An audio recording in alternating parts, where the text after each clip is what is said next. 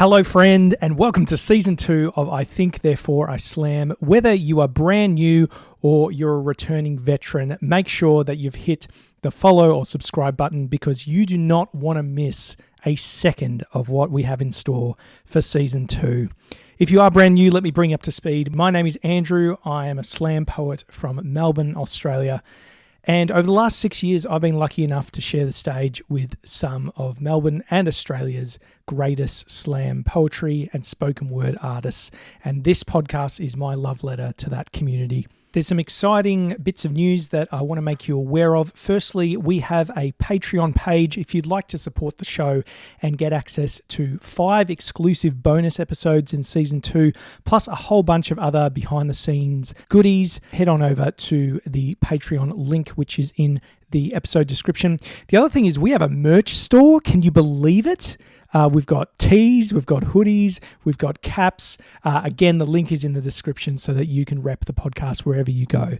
But now, this is for the curious person who wonders if poetry can ever be relevant in modern society. This is for the artist struggling to break through their own creative barriers, their perfectionism, and their imposter syndrome. This is for the dreamers, the storytellers, and anyone looking for creative sanctuary in a world gone mad. This is I Think, Therefore I Slam Season 2. Let's go! Slam poetry. He doesn't care if it's perfect. It's time to slam now. It's the biggest poem I've got inside of me. She was a thief. You gotta Love means to love a haunted house. Yelling, angry. Blood black nothingness began to spin. Specific point of view on To things. this day, I hate pork chops. I am the master of my fate. I am the captain of my soul. Reunited, and it feels so good. We are back for Season 2 of I Think, Therefore I Slam. My name is Andrew, and there is no more preamble, people. No more disclaimers. No more ado, as they say. We are getting right into our guest list for 2025. My guest today is the youngest ever winner of the Australian Poetry Slam, which he won in 2017 at the age of 12. 12. My guest has grown into an award-winning author and poet, advocate, and acclaimed keynote speaker. He's a former ambassador to many charities and non-profits. He runs Earth Enablers, an environmental conservation organisation, World of Poetry, a collective designed to amplify poets' voices, and the best part, a social movement utilising the power of words to spread positivity. He's spoken everywhere from Google to Greenpeace to the Department of Foreign Affairs and Trade. My guest stands out as a voice of his generation, encouraging others to use their talents to make a positive impact on the world. That is quite a resume. My guest today is Solli Raphael. Thank you so much for coming on, mate. Thank you so much for having me. I can't believe I got you while you're in Melbourne. You're down here for the launch of your new book, Starlight. In fact, our recording day is the day of release. What is launch day like for you? Was there a champagne breakfast this morning, for example? No champagne breakfast, mostly rushing around, but no, it's always very exciting to have not just a new book, but a new project out. I know as creatives, we spent a lot of time to ourselves writing away, working away at it for years and years. So to have this book, Starlight, out in the world, it is a mix of emotions, but above all else, very exciting. That's good, mate. Well, we're going to hear a lot about this new book, the third in the trilogy, but I would be honoured if you'd start us off with our first performance piece for 2025. You're going to share a piece of poetry, poetic prose from your new book. Can you tell us about this piece?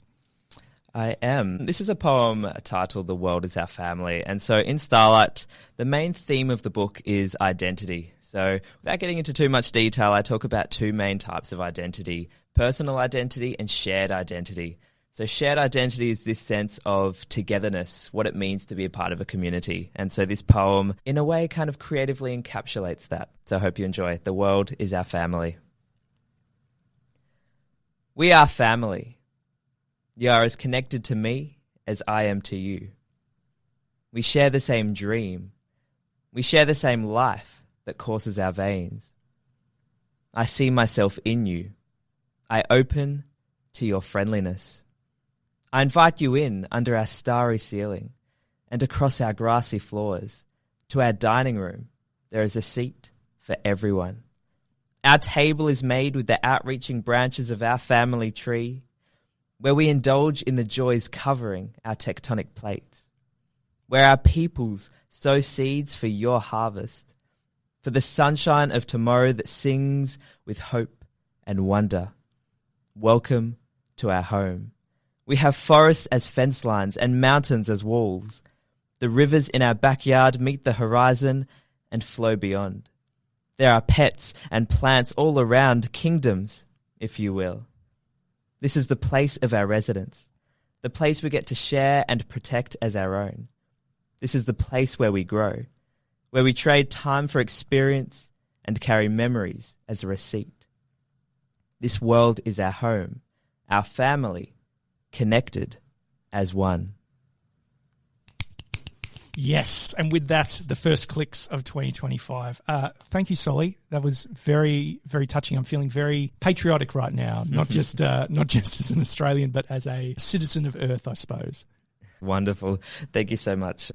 And you said that one of the main themes in this new collection of yours, Starlight, is identity. Not just your Year 12 English personal identity, but a real collective identity.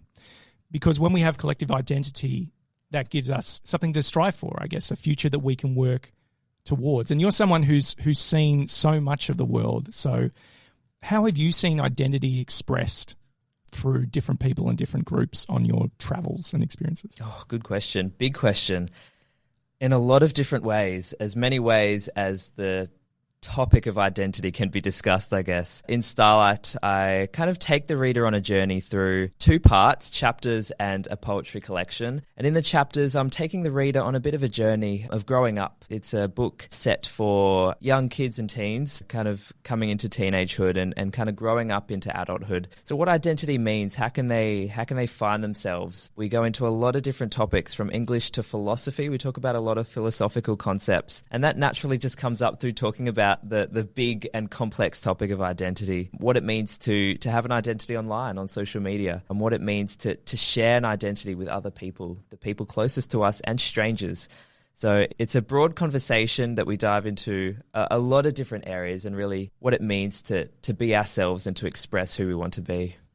Beautiful. So well put. And this is not just a collection of poetry and prose. You've got activities in there. You've got reflection exercises. You've got a really, really fully featured glossary at the back. So it's very approachable. You've left space there for people to write notes and their own glossary. And this is also the third book in your trilogy. You've had Limelight, you've had Spotlight, and now you have Starlight. How do you think you've grown as a writer and particularly a communicator through those three pieces? I've grown in a lot of different ways.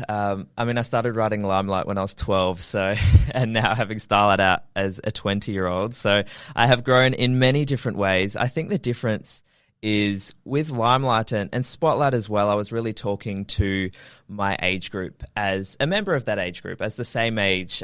We were kind of experiencing everything together in a sense, whereas Starlight, for me, writing this book, it was a real reflection. It was reflecting on my journey of growing up, the challenges I'd faced, and also looking at the broader picture of growing up in today's world, how I could possibly not only pass on what I've learned and the experiences I've had, but how that can equip me further to be able to help young people on their journey. So I guess it's shifted to more of a reflective point of view where I can hopefully help young people in that sense on their journey.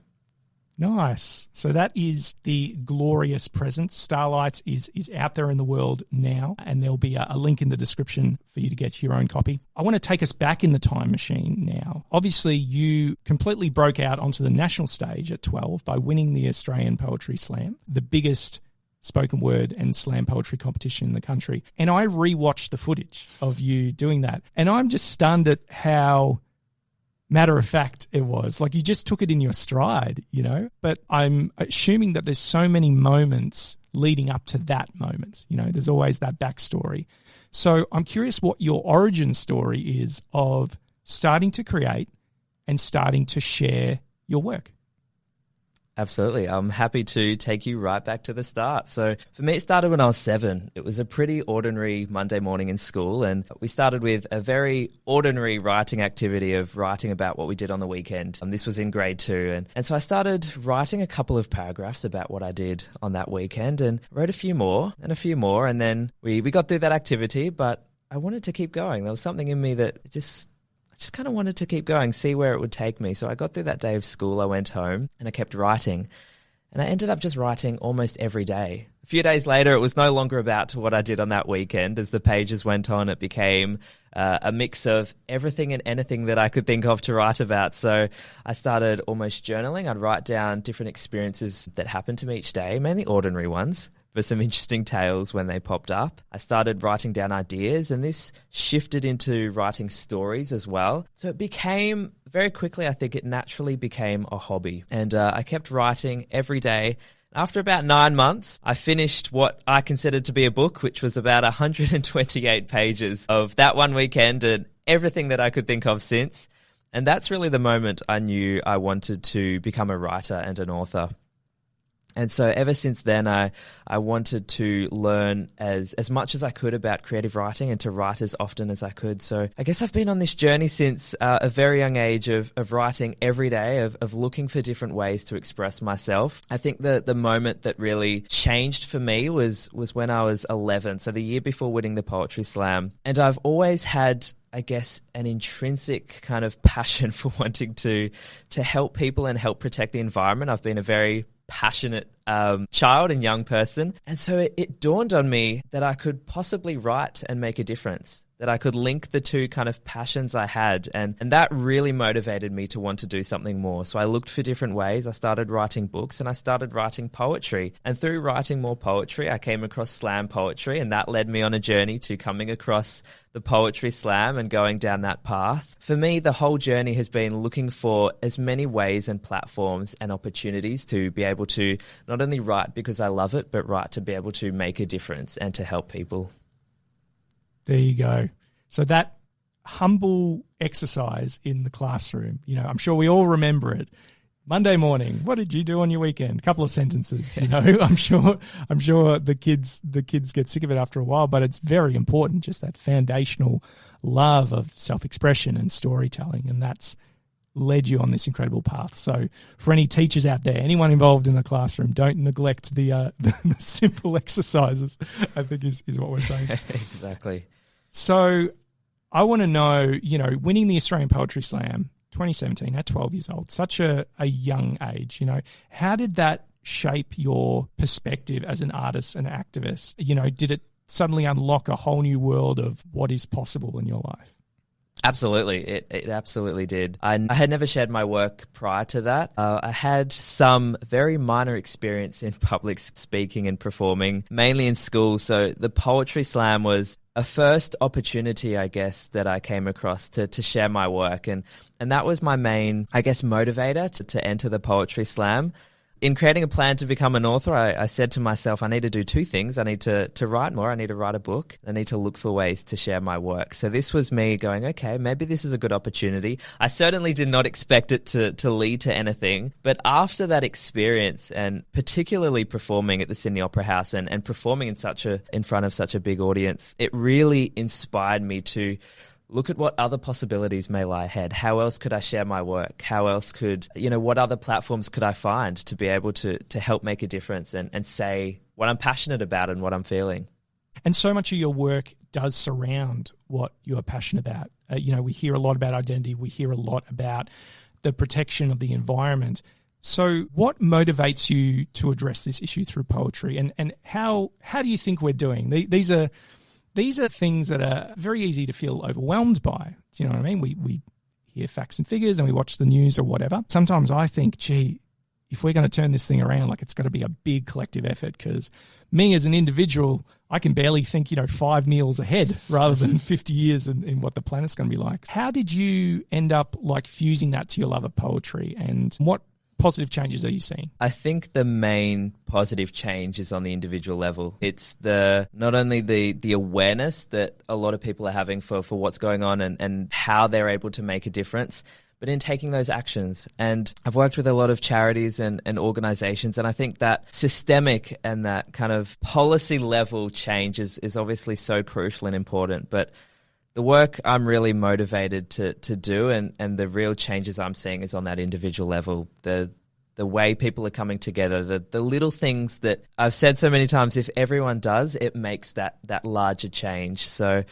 I think that's the most important change is what we can do on an individual level. And when it comes to poetry, I think I just saw it as a great opportunity to express all of my emotions and thoughts and beliefs on the subject. As we know, performance poetry is very emotive, so it's a great opportunity to express all there is to express on that topic and to also help make a change. I feel like the difference with even performance poetry to poetry is it's getting the words off the page, it's connecting directly and having that interaction with the audience. So you're almost, in a sense, having a really emotive conversation and a really theatrical conversation with the audience. I think it's a great way to kind of put out a call to action and to really put an empowering, motivational message out there. And it's never one-way communication.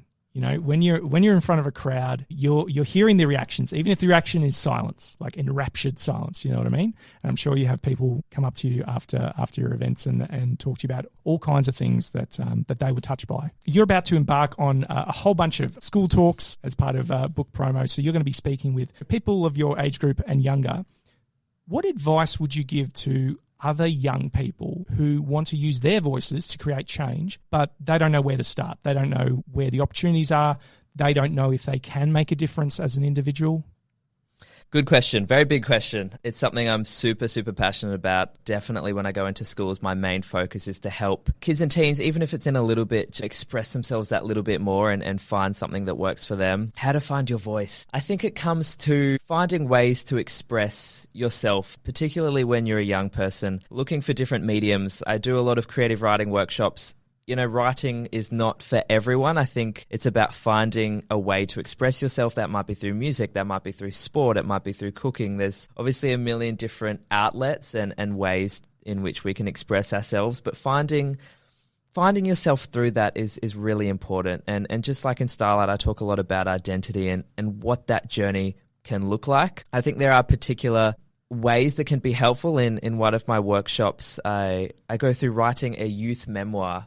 So sometimes it's a bit of a surprise, particularly to teachers. I know when we think of memoirs and autobiographies, we think of old people who've lived really extraordinary lives and have lots of tales to tell. But writing a memoir as a young person can be really beneficial. A lot of studies show that getting your story on a page can really help you unlock something inside of you and express yourself through that form. It's a concept called narrative identity, and that is that most people see themselves and their lives through a story, as if they're kind of living through a story. So it's about getting that story on the page. So there's lots of ways in which kids and teens can express themselves and find their voice, and I think it's about just exploring that. I also go to the very basics of just journaling. Just write down different things that happen each day. It's about clearing your mind, getting thoughts down on the page, because you have that opportunity to review how you're feeling, what you're thinking in a physical form. You can kind of look at it from outside of yourself, and that can be very beneficial as well. So I don't think there's one right approach or way, but looking at the best ways for young people to express themselves and find a little bit more about who they are and want to be. Some great points there. I think the jury is out. No, the jury has come back, if you like, about journaling in general, about how healthy it is, you know, for our minds, for a positive self-concept, positive self-esteem, something about, that muscle memory of getting things out of your head, like you said, clearing the mind, and you can see it from a distance, you know. If it's distressing, you can kind of detach from it a little bit. So I think journaling is like a foundational skill, not just for writers and performers, but for everyone. I think I'm always going to be a big fan of that. Absolutely. Now, you have spoken, pretty much everywhere. I was looking at the list of places you've spoken on your website. We mentioned Google, Greenpeace, many humanitarian organizations, charities, big companies. I wonder, have you ever felt intimidated by walking into a room that is likely intergenerational, you know, and you come in as this young person? You know, we see someone like a Greta Thunberg, right? I hope I've said that right, where so many admirers, but also, you know, people there who want to discredit her because she's young, right? Has that ever happened, or have you found the experience, you know, more or less positive and enjoyable? It's been a bit of a mix. I'd say definitely the majority is very positive. And I think whether I'm going into an aged care facility or I'm working with preschool students or I'm going into Parliament House, I think I always go in with the perspective of I'm not trying to persuade people. I'm not trying to convince them to do something or they're doing something wrong or that they should be doing something different. I'm simply going in and going, this is what I believe in. This is what I'm passionate about. You know, saying it from a very personal perspective and in a very open way. No matter what I'm talking about, whether it's environmental policy or creative writing, I think sometimes it's a hard audience going into a boardroom meeting or a group of financial planners and talking about creative expression. But I think it's going in with a very open mind, because I think it's important that we all do that a little more. I think that the most progressive conversations are the open ones, where we can all express our thoughts and beliefs and how we feel about certain topics in a very open way, and we can learn from each other.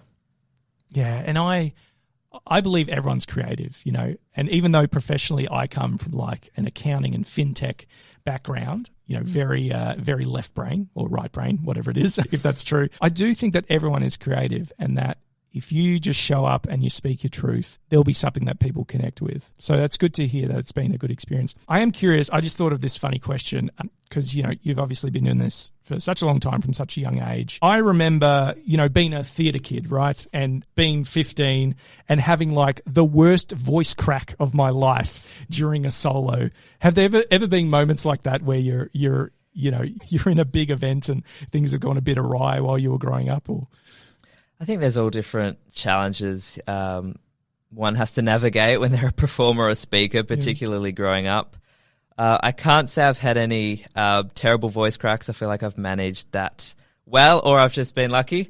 But, you know, there's always challenges. I mean, I remember having braces and really having to learn within a few days how to manage that when being on stage for hours at a time. So all different challenges. I think it's just one of those things you've got to take in your stride, and yeah. Yeah, because it would change the way you would like enunciate, I suppose. Is that right? It does, yeah. It changes a lot of great. Well, the teeth look great, mate, so it was all worth it. Back to environmental sustainability and other kind of serious global issues. How do you go about maintaining a note of hope and empowerment in the face of these big behemoth issues? I think it comes back to a little bit what I touched on before, just focusing on the individual level. Actually, with Starlight, I've got a section in there called The Universe Starts With You. And I think it's really about thinking about, what can I do? How can I make a difference? What's one thing I can do today or this week to just have a bit more of a positive impact or less of an impact on the environment? So, you know, for the environment, for example, how could I be a little bit more sustainable? So what's a practice? How can I save a bit more power or water? Or what's a different method of getting to a place that might have less of an impact? So it's coming back to that individual level. I think it can be overwhelming, and it can be hard sometimes to look at it on the global picture. You know, what's happening globally to feel like you have to save the world in one way or another. But it's really coming back to, what can I do? How can I even just raise awareness, even just having different conversations, even just expressing myself, having conversations with other people so they can express how they feel about different things as well. So it's coming back to that individual, what can I do? How can I make a difference? Instead of getting too caught up worrying about what the government's doing or not doing for that matter. Obviously, that's super important too, but, you know, it's about, what can I do? And sometimes that is on a larger level. Maybe it's with an organization, something in your community, but focusing on what I can do today is always the best place to start. And I love that you were doing that, you know, even before you were of voting age, right? Which you are now, and you're about to talk to many people who, you know, don't quite have that democratic say yet, but are forming their worldview and forming what's important to them and the kind of future they want to see. So, you know, when they meet Solli Raphael, it's a very, very powerful day. Speaking about the power of an individual, and I forgot to mention this in your intro, is you have spoken with 2 billion people around the world. So 2 billion sets of ears, give or take. That's a quarter of the world's population. That is extraordinary. What does that feel like when you hear that? Is that even Is that even quantifiable? What does that feel like in the body? You know what I mean? Yeah, it can be a bit hard to comprehend. I think I've delivered over 1,000 talks and workshops and performances now. So it's sometimes hard to kind of fathom and comprehend those kind of bigger numbers. But, you know, it's for me just a continual journey of looking for different ways I can share what I believe in, share my work and talk with different audiences and interact with different audiences. So it's about that continual journey. But yeah, sometimes I reflect on the many memories along the way. We were talking before the podcast about how that figure, that 2 billion, is kind of a combination of the people who've come to conferences, of the people who've watched your talks online, kind of thing. So yeah, just an extraordinary achievement. Do you have a figure in mind? Do you want to hit like the 3 billion, the 4 billion, or see where things take you? No, I think I like to just keep it on a very small scale, I guess, if you will. Just, you know, what's one more person I can inspire, I can encourage to express themselves. And I think that stands very true for young people. I love being able to go into schools and even if I'm working with just a class size, helping them find what they want to do in life or find their way. Even if my impact is very small, just being able to help one person at a time. So I don't think about the big numbers or the bigger picture, if you will, but just, you know, what can I do? A little bit about what we were saying before. Just, you know, what can I do? Who can I talk to? And how can I continue having a positive impact? Oh, that's good, mate. Yeah, keeping it real, keeping it humble. So it's good to hear. I think we're ready for piece number 2, Solly. You've got another piece of poetic prose for us from the new book, Starlight. I do. This is an excerpt from a poem titled Perspective for a Paradigm Shift. So it's about, I guess, my belief in perspective and the importance of keeping an open mind in life. So perspective for a paradigm shift. Sometimes the best response to change is to change our perspective. For we will not be here long, each moment a sojourn on a globe with its counterparts. A thread weaving through space new and never again. A whisper within the depths of a story recited with every movement. We live the patterns the universe set forth. It's the habitual nature of our lives and the routines we inherit. A sense of stability that we so rightfully crave in a world of continual chaos. But what patterns don't bring us is perspective. And without perspective, there can be no progress.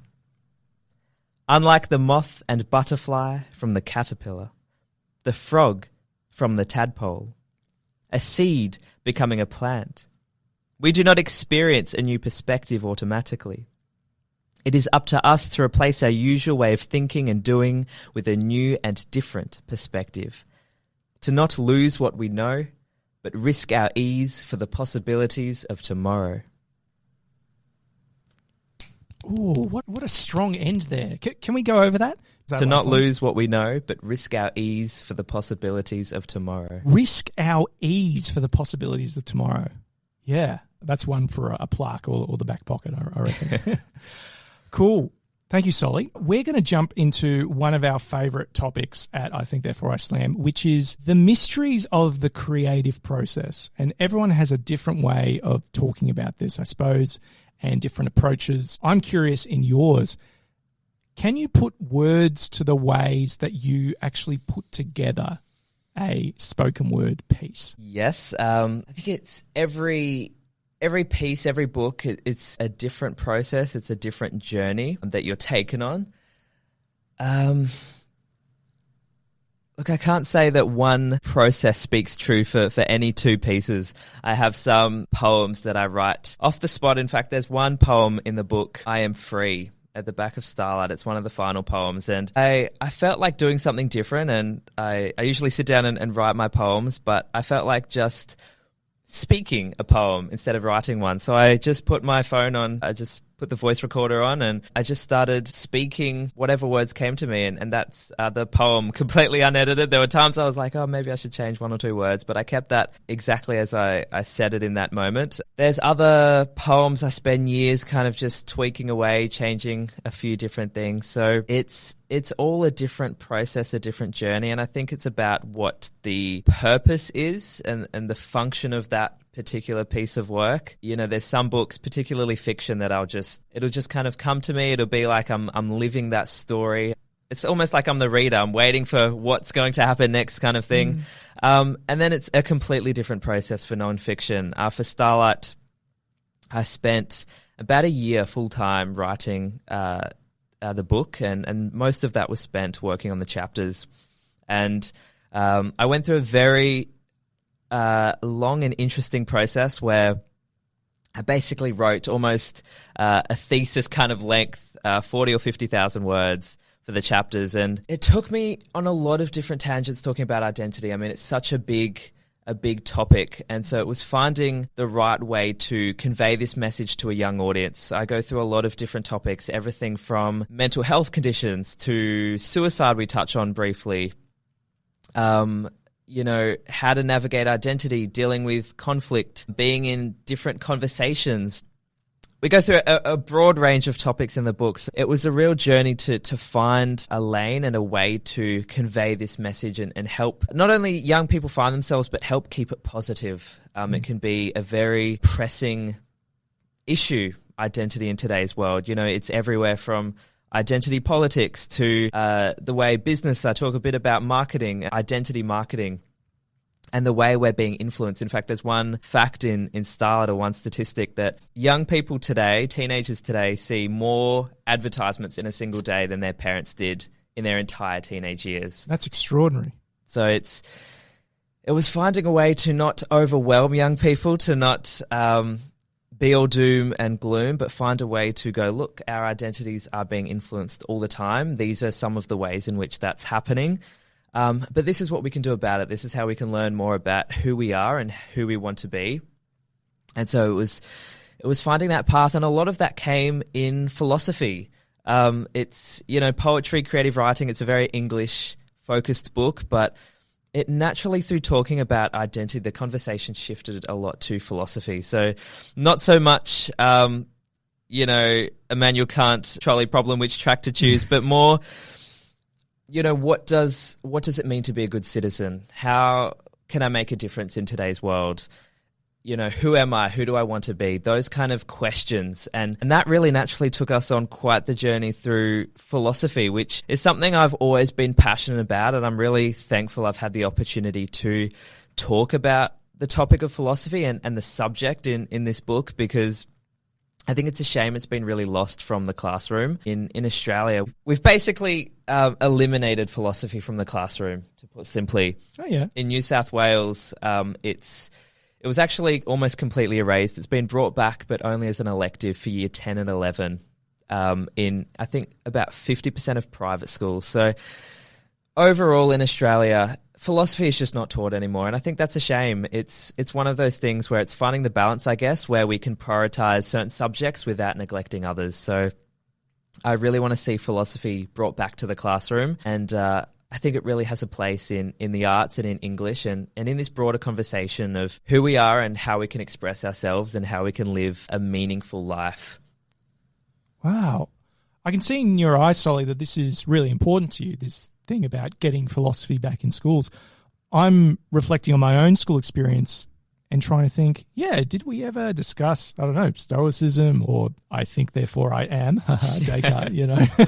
And I think it was only covered in, what would you say, extension classes or programs like that. I think there would be a lot of value to it, you know, particularly in starting to engage critical thinking.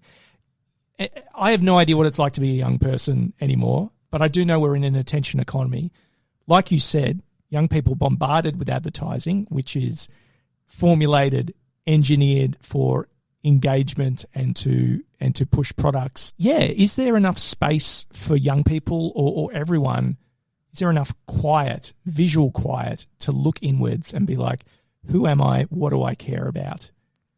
Absolutely. And I think we need to make that space in classrooms as well. So, you know, I definitely think philosophy has a place for Starlight and you know, I do a bit of work with the curriculum, and I'm creating a resource actually for Starlight at the moment for the curriculum. And I think there's definitely a place for philosophy in English. I think the two tie really well together, particularly in the terms of expressing ourselves and finding who we are. I think the two really go hand in hand. But I think we need to create that space for young people where they can think critically, think about the direction they're going in, think about the people around them and the community they're in. I think that's really important.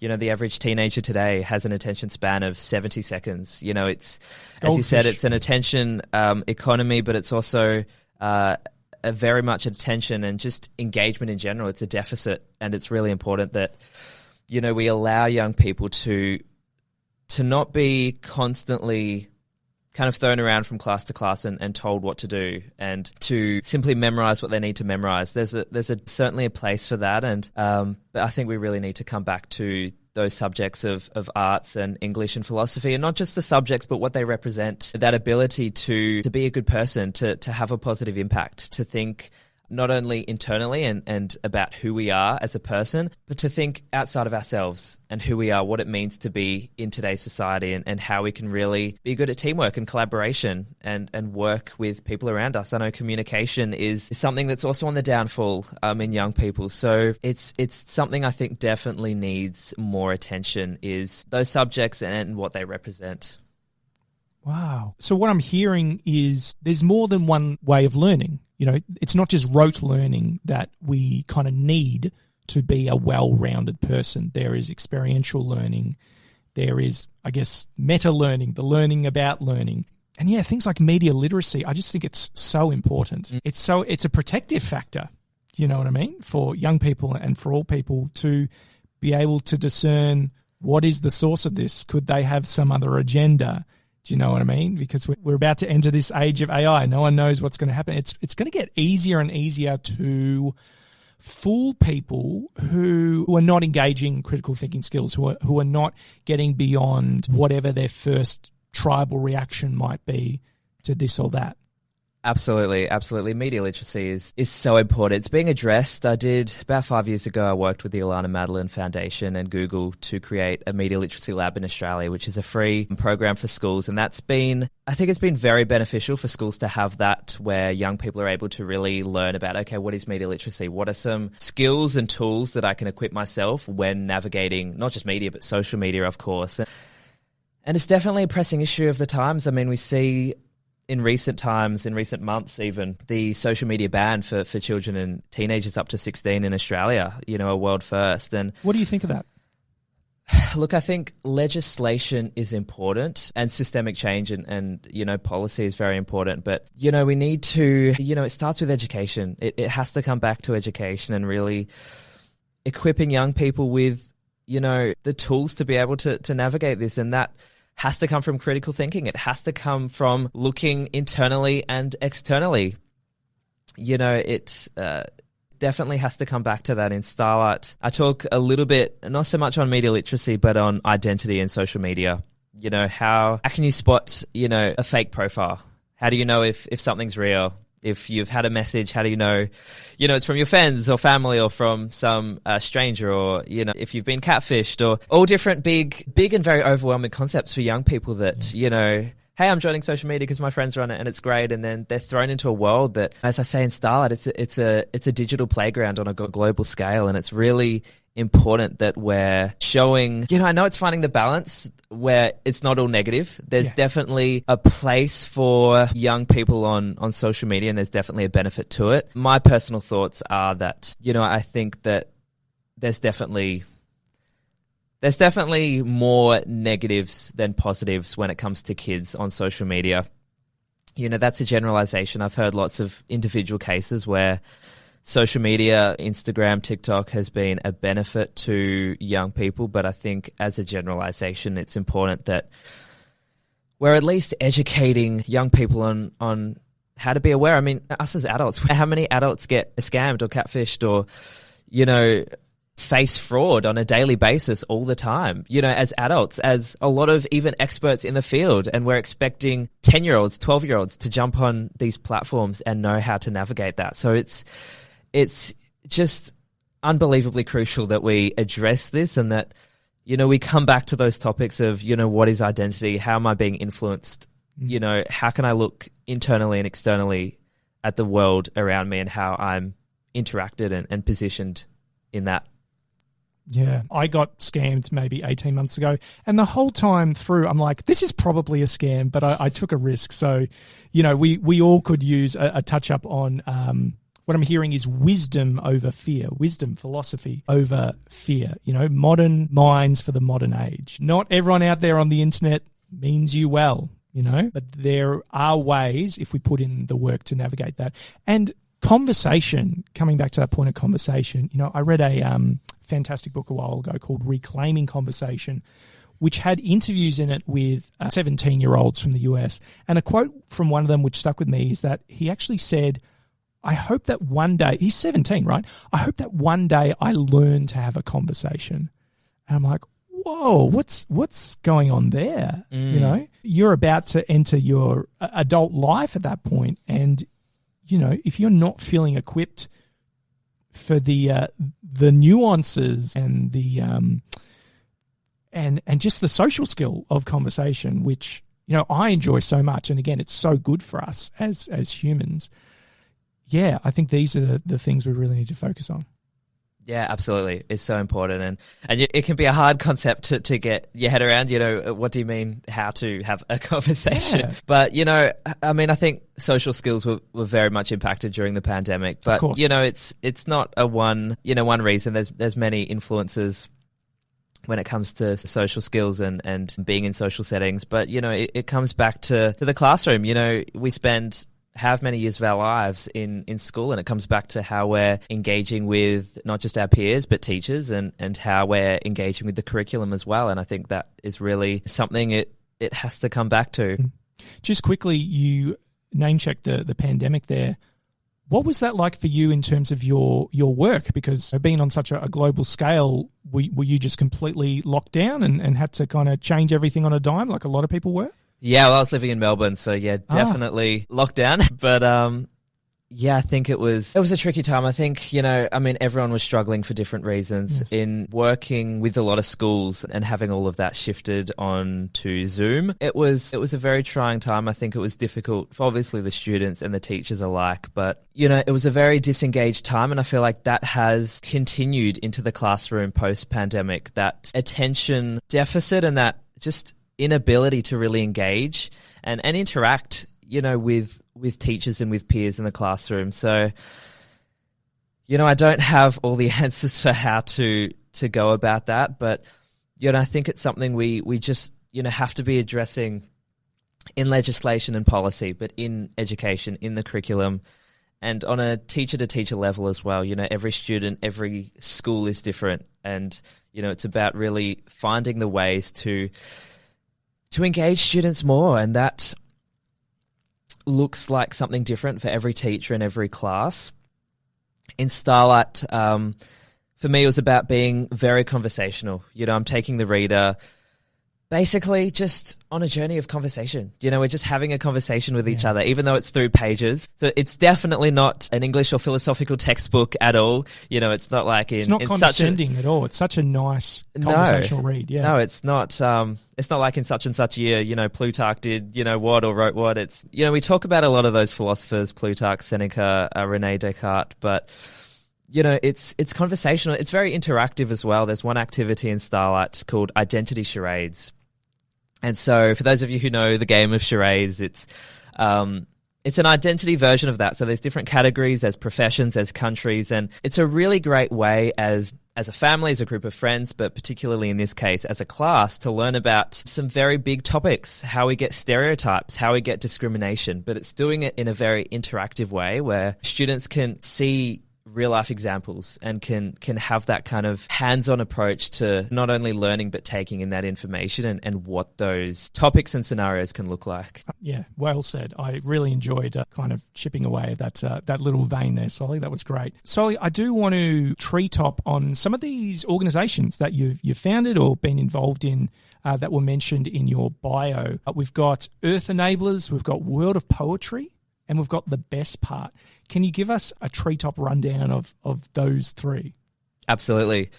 We'll start with Earth Enablers. So Earth Enablers is an environmental conservation organisation, but the real difference is in how we engage with people. So Just like every other charity, we have ways to donate financially, but we really wanted to open it up to more than that. You know, teens can't donate financially. A lot of people might not be in the position to give money. So we were like, how can we find different opportunities for different people in different demographics? So finding ways for people to be able to donate their time, to even just donate their support, how we can streamline a process for people to get involved, whether it's online or in person. So one of the things we're really looking forward to doing over the coming couple of years is engaging a lot of schools. So not only going into schools and running programs, but getting schools out into the natural environment. For me, that program's inspired by my own experiences. I grew up just loving the outdoors, being in nature, whether it's hiking through a forest or going to the beach or whatever that may look like. But I think, and this can translate to most things, that a passion for wanting to protect something comes from that connection, that personal connection to it. So it's about fostering connections to the environment. We've had a bit of a slow start. We've faced a lot of challenges. Earth Enablers was launched right in the middle of the pandemic. So we've had a slow start over the last few years, but we're really getting going now. We're teaming up with a few different businesses in the near future, working with some land care groups as well. So kind of linking the two worlds to have that conservation aspect and particularly plant more trees and more native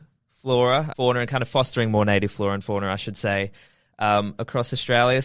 A lot of exciting projects in the pipeline there. World of Poetry is an organisation, but it's more of a platform. So we're mainly online at the moment, running as an organisation different projects for poets all around the world to get involved in an online setting. So the first poetry competition we had, it was something crazy. I think we had poets from over 30 different countries. We had, I think, well over 100 or 150 entries from all around the world, every continent.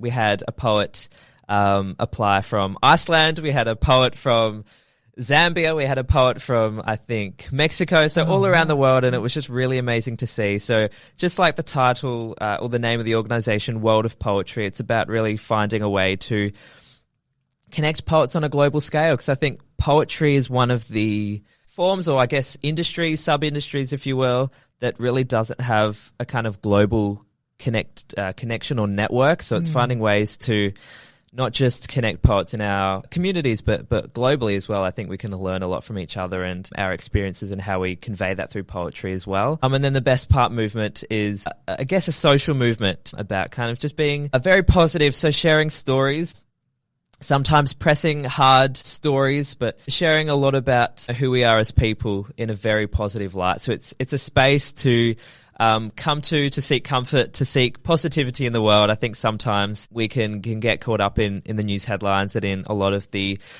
challenging things that are happening, and I think it's important to engage ourselves in a lot of those, but it's equally as important to step away and to see everything in a positive light and to remind ourselves of all the good things that happen in the world. So the Best Part movement is aimed at really just being a space where people can just share their stories, share all the great things they enjoy about the world and about various subjects as well. So that's a little bit about those. Wow, so good. And if I was to ask you to pick a favourite of the three, is it like trying to pick a favourite child? Yeah, I would say that. No, I'm equally as passionate about all three and their individual and unique causes and what we're trying to achieve through those organisations. Quick aside, one little anecdote that popped out from your website, it was saying that you are one of the youngest university students in Australian history, Solli. I want to know what's the story there. Can you expand on that? When did you start? Or did you have an on-campus experience, or did the pandemic kind of derail that? What's that about? Yeah, so I first started, I guess, preparing for university when I was 13. So doing different online courses. I got into my degree when I was 15. Really? So yes, I've been studying at uni for quite a while. I'm still in my degree. I've done some of it part-time with Starlight and with various projects, but, very passionate about that space as well and learning as much as I can to equip myself in an academic setting as well and moving forward with that. But, it's been an interesting experience. I've studied online. I started studying during the pandemic, so started online and then just continued, and with a lot of the traveling and touring I do with my work, that is what works best there. But, it's exciting to, I guess, look at those prospects from an academic point of view as well. I'm actually moving to Japan later this year to undergo a scholarship I received from the Australian government to learn in a lot of different Japanese communities and remote villages and learn a lot about human interaction and health and well-being. So, that's an undertaking I'm really excited to embark on. Are you learning the language at the I moment? am. Just touching up on that? Yeah, great. Learning the language. Will hopefully be fluent by the end of the year. We'll see how that goes. Really excited to, going back to what I said before, just looking for different ways and different platforms to be able to share my work and what I'm passionate about and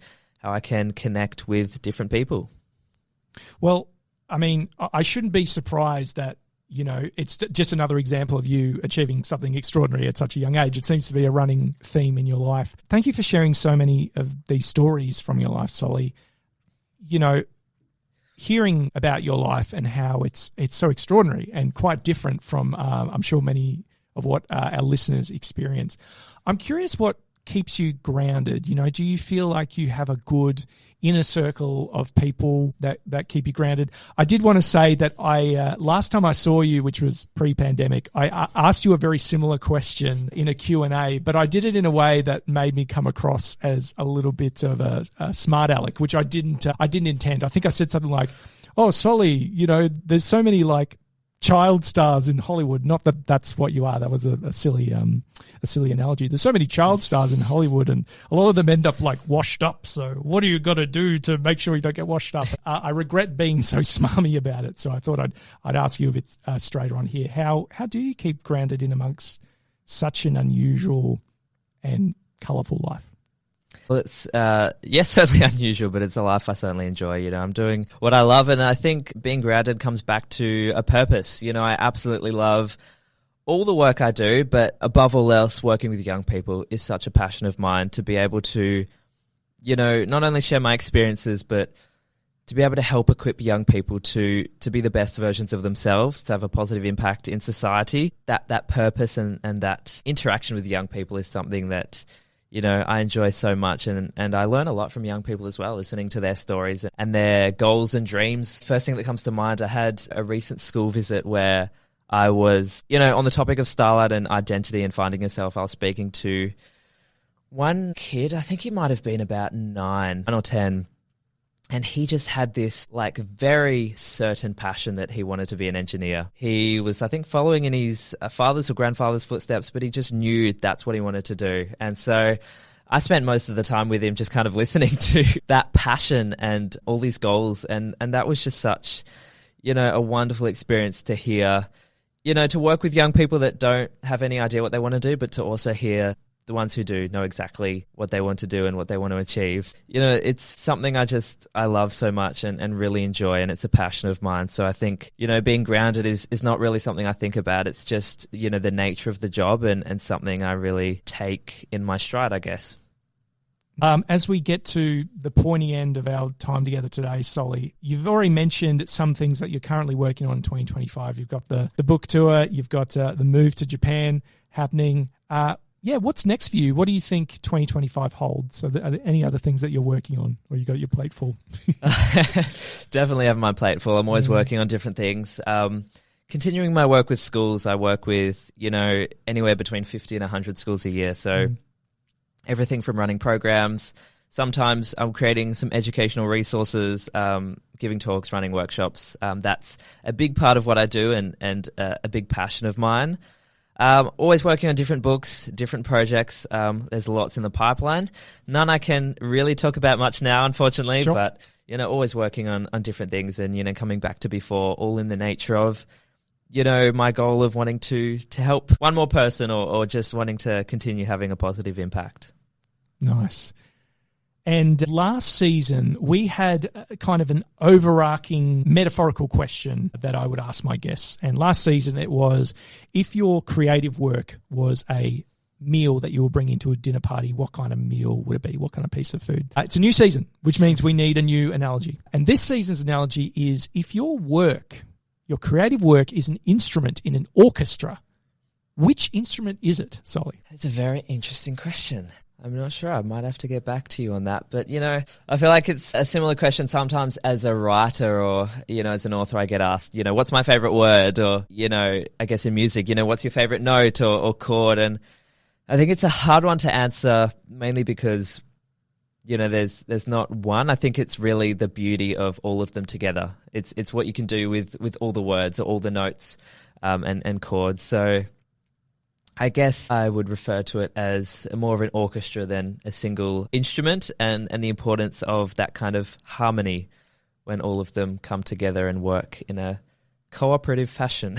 Yeah, that collective identity again of the yes. orchestra. And it's an orchestra that, 2 billion people are listening to. So it's a very, very special orchestra. Great. Solli Raphael, if people want to find out more about you, follow your work, etc., where should they go? Yeah, the best places are my website, YouTube and LinkedIn. YouTube, I'm uploading a lot of the poems from Starlight. I've got one up there at the moment I released a few days ago, so go check it out. In fact, the poem I'm going to finish with today was just uploaded to my YouTube, so if you want to listen to that again or you want to take in some of the words, you can go ahead to that on my YouTube, and please subscribe to there. I'll be uploading a lot more. My LinkedIn, feel free to connect on there. I do post on there as well, and then on my website, not only can you find my books and my work there, but you can also find a quarterly newsletter on which I write. Personally, I prefer, instead of a tiny little caption on social media or a TikTok post or reel or video, whatever it may be, I prefer to kind of write a proper message. So I have a newsletter where I kind of tell my readers all that I'm kind of doing, where they can get tickets if I'm going to be in a place near them. Sometimes I give away free things or have discounts on there as well for some of my events. The newsletter, YouTube and LinkedIn are the main ones. Absolutely, absolutely. Newsletter. Sometimes the old ways are the best ways, and I'm sure people appreciate that Solli Raphael quarterly coming into the inbox there. Hopefully. So we'll have links to all those sites in the episode description. The new book by Solli Raphael is Starlight, out now through Penguin, wherever you get books. Again, link in the description to grab your copy today. Solli, you're going to leave us with one last piece. I am. This poem is titled, "This Is Who We Are." And it really, I think, encapsulates the theme of the book. On the cover of the book, I have a term, I guess, if you will, or a call to action: tell the world who you are. So it's encapsulating that positive and the energy of finding who you want to be and kind of telling the world who you are in a sense. So this is who we are. Splash. A drop. This is a drop that has a rippling effect. This is the forming of a storm that builds and swarms into the next. This is the stirring, the whirling, the awakening deep inside. This is the flood of inspiration as it bubbles to the neck. This is the search for words and actions as a rapid gushes out. This is the magic as it happens like the mind's a fountain spout. This is the echo through the valley blasting all throughout the trees and the breeze that comes off tidal waves and makes its way across the seas. Whoosh. This is blood pumping. This is hairs raising. This is adrenaline from creating a world up in your mind. This is the shivers down your spine when you unleash the you inside. This is our dream. This is our passion. This is the greatness that makes us give a little more. This is the life we're striving for that you know you can't ignore when luck is knocking on your door. It's what wakes us in the morning and what keeps us up at night. This is the chance to grab a mic and speak our truth beneath the lights. This is when you take your interests. This is how we make a difference. This is how we navigate each day and find a way to stay ambitious. This is knowing this is me and learning who I want to be. This is when we unravel new levels to revel dazzled by possibility. But I'm not just a wannabe. It's the person that I'm gonna be. They might be hard to see, but best believe, cause tomorrow I'm gonna be the product of when you follow dreams. Are you following? This is needles of light piercing through layers of night. This is patiently waiting for the day that I might shine. Everyone has a story, so it's time that I write mine. Step aside and watch my rise. This is jumping to the sky. This is leaping for the stars. This is when we tell the world that this is who we are. Hell yeah, Solli Raphael. Thank you so much for setting the foundation for what is going to be an extraordinary season 2 of I Think Therefore I Slam. If you're listening to this, don't forget to follow or subscribe. Solli Raphael, thank you for coming on. Thank you for thinking with us, and thank you for slamming with us. It's been a pleasure. Thanks so much, Andrew.